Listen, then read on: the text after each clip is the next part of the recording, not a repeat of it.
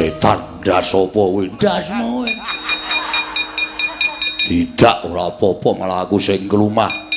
Gene lunsi jalma tan kena kene to. Wong digdaya aja gleleng. Isih ana sing luwih digdaya. Aku Prabu Patokol Bawasari. Wis apa? Werkudara. Aduh, maaf sayang. Nah aku kasar karo kowe. Aku ora ndiriat kasar karo kamu, aku sayang karo kowe. Wah, gilane. Sikil barang diambu. Diambung aku gila merinding kabeh. Aku yang merinding. Berarti kita dua sudah saling merinding. Edan apa?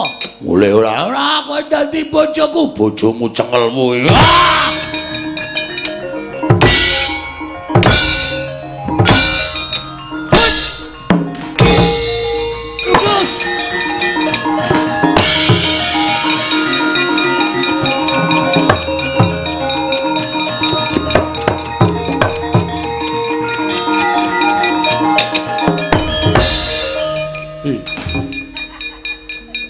Ngopo kok kaya wong gila?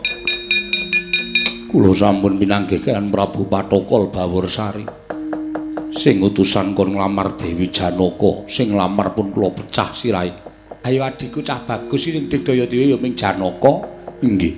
Lah terus Prabu Patokol Bawursari dugi kula di kudang-kudang dicandak awak kula arep diambung. Lho, lah mbok ya gelem. Hus. Njenengan menika lanang karo lanang kok. Patokol Bawursari iki arep ngambung kowe? Inggih. Kula antem mboten dirasake, kula napak-napake mboten dirasake. Piye? Saiki piye?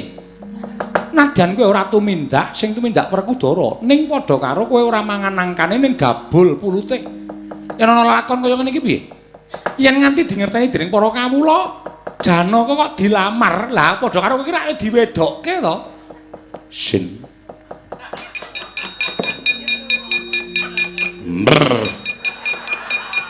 Wah, gilane. Sapa sing gilane? Prabu Patokol Bawursari.